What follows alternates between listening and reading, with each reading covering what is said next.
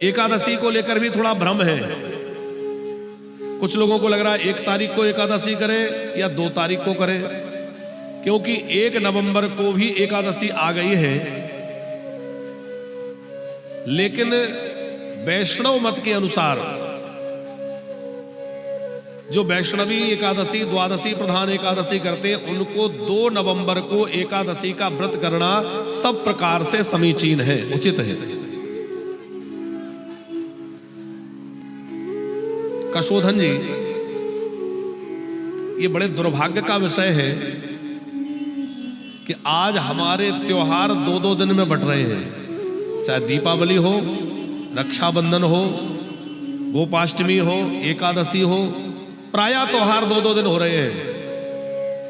आज से कोई 10-20 वर्ष पहले ऐसा होता था क्या? एक दिन त्योहार होता था, वो कह दिया जाता, पुरोहित जी कह देते थे कि इतनी तारीख को दीपावली है, सब लोग उसी तारीख को मनाते थे। इस दिन रक्षाबंधन होगा, उसी दिन मनाते थे। ना कोई भद्रा का चक्कर था, ना कोई और झंझट था, बढ़िया प्रेम से पूरे दिन राखी बनती थी। ये तमाशा क्यों? इसके 2 बहुत बड़े कारण हैं। एक तो यह है कि सोशल मीडिया में सस्ती लोकप्रियता प्राप्त करने के लिए वो लोग भी जिनका इस विषय में कोई प्रवेश ही नहीं है, भाई बीमार हो तो डॉक्टर से ही तो सलाह लेनी पड़ेगी। कोई अदालत का काम है तो किसी एडवोकेट को पकड़ना पड़ेगा। तो धर्म शास्त्रों की चर्चा को समझना है, त्योहार का निर्णय तो कौन देगा? जो शास्त्रों का ज्ञाता होगा।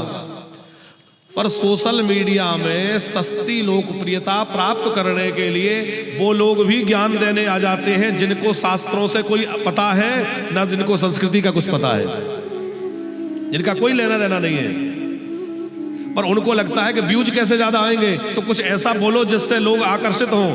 तो उन्होंने कहा दिवाली पे है काली इसका साया, राखी पे है भद्रा का साया, हेडलाइन चलती है। तो उन्होंने तो अपनी लोकप्रियता बढ़ाने, अपने चैनल के व्यूज बढ़ाने के चक्कर में ऐसा चला दिया। लेकिन समाज भ्रमित हो रहा है।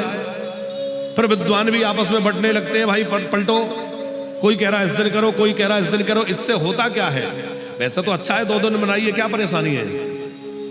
लेकिन हमारे आस्तिक समाज में, हमारी नई पीढ़ी के अंदर अविश्वास हो जाता है, करे जहां त्योहारों का ठिकाना नहीं है कि किस दिन मनाए, वहां क्या करना है।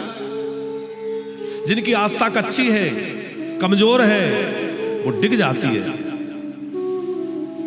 इसलिए हमने कुंभ में भी ये बात उठाई थी, और बड़े बड़े धर्म के मंचों से हम इस बात को बार बार उठाते हैं। उसके लिए हम बड़ा प्रयास कर रहे हैं कि जब भी पंचांग तैयार किए जाएं तो हमारे सब शंकराचार्य, धर्माचार्य एकजुट होकर के एक बार निर्णय दे दे कि दीपावली किस दिन मनानी है, कौन सा त्योहार किस दिन मनाना है, ताकि समाज में झंझट समाप्त हो जाए। फिर कोई कुछ भी कहता रहे, उसी दिन मनना चाहिए।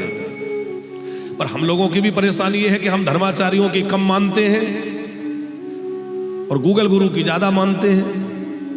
अब गूगल गुरु में तो जाने कौन कौन से गुरु जी बैठे।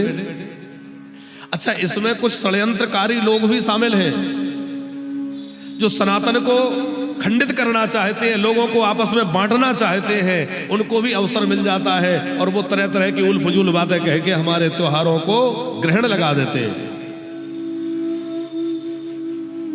आज आवश्यकता है हम जागरूक बने और सोशल मीडिया जैसे साधनों से भी उन्हीं लोगों को सुने जो प्रामाणिकता के साथ अपनी बात रखें।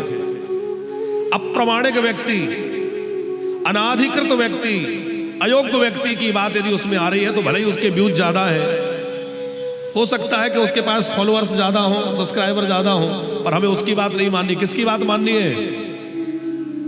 जो कोई योग्य आचार्य हो। हम ये नहीं कहते कि हमारी मानो, पर जो सनातन के योग्य आचार्य हो, जिनको ज्योतिष का, उन विषयों का अच्छे से अभ्यास, नॉलेज हो।